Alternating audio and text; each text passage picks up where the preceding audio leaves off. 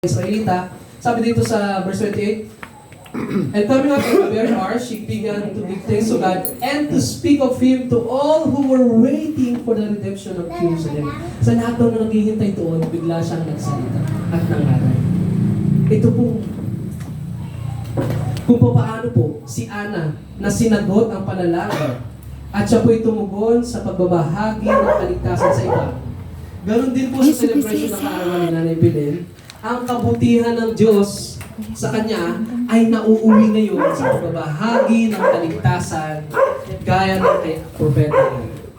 Yung buhay niya ngayon, na birthday niya, inalaw na magkaroon ng celebration sa pagbabahagi ng kaligtasan ay isang patunay nagpapasalamat sa Diyos at pagkakas. Hello! Ay, gitay dawating. Oo, mga na. Pag-bless. Kay Lola. Pag-bless uncle. Diyan ka na, makinig ka na dyan. Bless. Buti, naalala ko nga. Sige, kay Lola wala eh. Kahit na bahit ka. Wala ako. Asa si Lola? Ito po ay encouragement at kayo po ay aking imbitahan na makinig po sa salita itong pagbabahagi ng kaligtasan. Sabi po sa Romans 6:23, alam na alam niyo po ito, no? Sapagkat ang kabayaran ng kasalanan ay kamatayan, ngunit ang kaloob o regalo ng Diyos ay buhay na walang hanggan sa pamamagitan ni Kristo Jesus na ating Panginoon. Regalo. Sa pagkakataon to, si Nanay maaaring may nagbigay sa kanya regalo, lalo sa mga anak niya. Nay, cash na ba kayo, Nay? Pag matanda na, cash na lang eh. Ayaw na niyan manghingi ng gamit eh. Cash mo na lang, ha? Ayan. Ayun po. Salamat po sa mga nag-asikaso kay Nanay. Ayan po.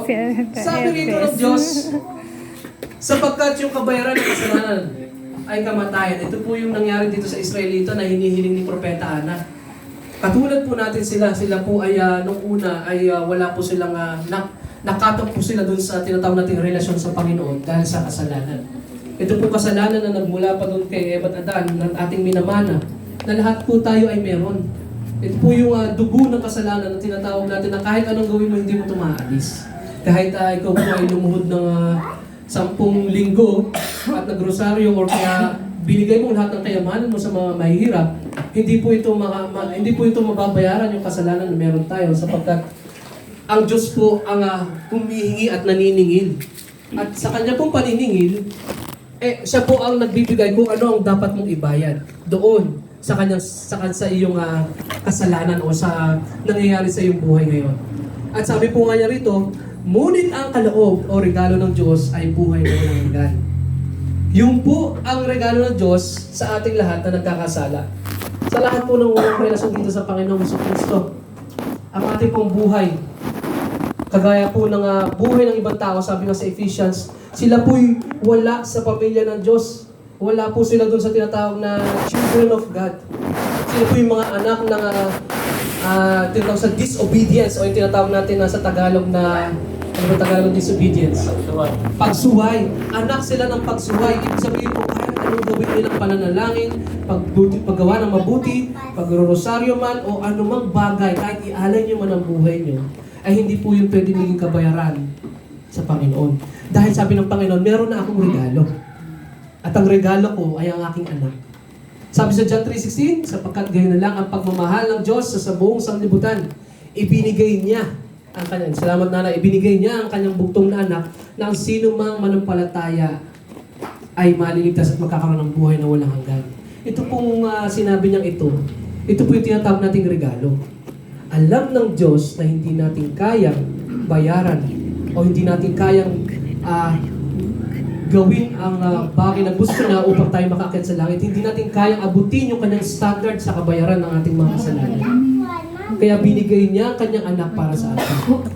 Kaya po, Nanay Belen, itong karang ko kinagpapasalamat dahil po narito po napapahayag ang kaligtasan sa inyo pong pamilya. Alam ko pong dinidesire ng bawat isa rito na may pamilyang hindi pa nakakilala sa Panginoon na sa pagkakataon to sana nawa makakilala nila ang Panginoong Jesus, isuko nila ang nilang buhay. Sapagkat wala pong napakagandang regalo.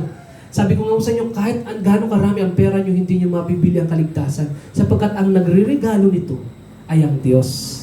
Amen. Kaya po tayong lahat, ang hinihintay lang ng Diyos doon, yung sinabi niya na, sino mang sumampalataya kay Kristo.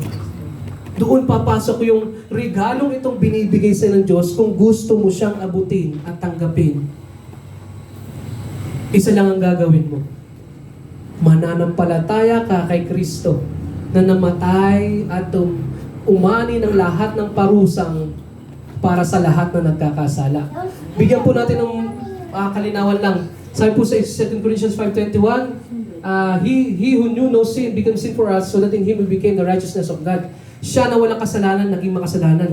Ang nangyayari po pag ang isang tao na nampalataya, nagsisi, kinilala ang sarili ng Panginoon, ako po ay marumi sa iyong harapan, nagkakamali ako.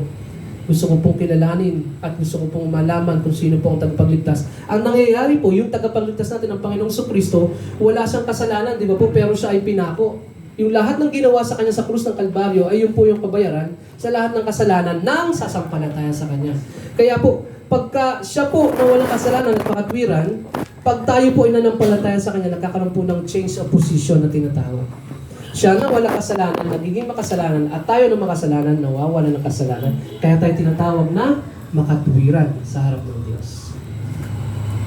Kaya po, ang regalo ng Diyos, kung ang kabayaran ng kasalanan nating mga tao ay kamatayan, ang regalo naman ng Diyos ay walang hanggang buhay sa pamamagitan ng Panginoong Jesucristo.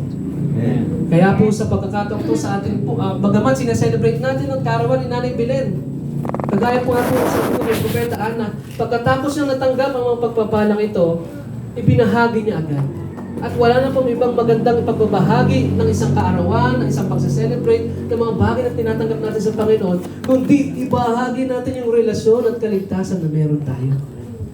Dahil ito ang tunay na kagalakan at kasiyahan na pwedeng matanggap ng isang tao. Kaya po sa lahat po ng walang relasyon sa Panginoon at wala pong personal na pagsisisi at walang personal na paglapit sa Panginoon sa Kristo, wag yun na, sabi nga po, this is the, sabi doon yung if you hear His voice, do not harden your heart. This is the day of salvation, sabi ni Haring David. Regalo po ang kaligtasan. At ito po'y biyaya ng Diyos sa lahat. Imagine niyo pag nag-birthday kayo next year, magpapasalamat kayo may isa pa akong taon. Pero kung di na ako bibigyan ng Diyos ng isang taon, salamat sa Panginoon kasi magpapahinga na ako sa langit. Mas marami ako doon mai-enjoy kaysa dito sa lupa. Tandaan niyo po yan, mas marami tayong mai-enjoy sa langit kaysa dito sa lupa. Dahil sa lupa, may sakit, may paghihirap, may pagluha. Lahat po yan. Pero sa langit, wala na po lahat yan. Kaya po lahat tayo, aasahan natin ang pagkakataon na yun na salamat Panginoon na may regalo ka ng kaarawan. Salamat din Panginoon na pagdating ng araw naman na wala na akong regalo ng kaarawan. Ako naman ay yung pinaka-the best na gift naman ang marireceive ko. Di ba? Yung pinaka-the best na gift. Yan, masaya yan. Masaya pong may pagkain, masaya pong may mga regalo, masaya pong mabibigyan tayo ng pananalapi. Pero yung ikaw ay uuwi sa langit, ay naku po, grabe po ang kagaahanan sa loob. Bakit to? Ay walang hanggan na po doon ang pag-aliw. At doon lahat ng anak ng Diyos ay sama-sama mag-aaliw. At hindi lang po tayo dito magkikita-kita.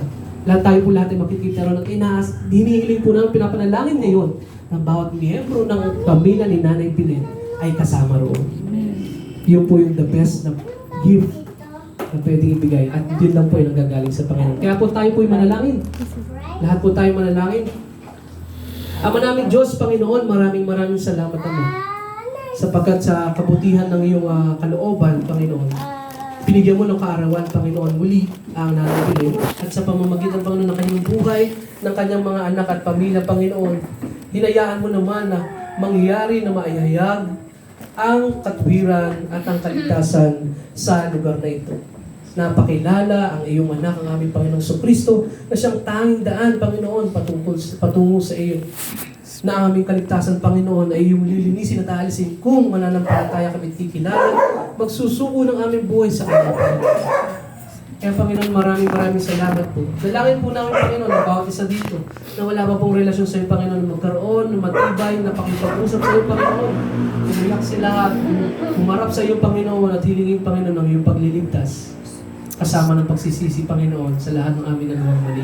Ganun din, Panginoon, salamat, Panginoon, sa buhay na binigay mo kay Nanay Belen at sa lahat po na nakiisa, Panginoon, ng bawat kapatiran ng Base Mountain, Panginoon.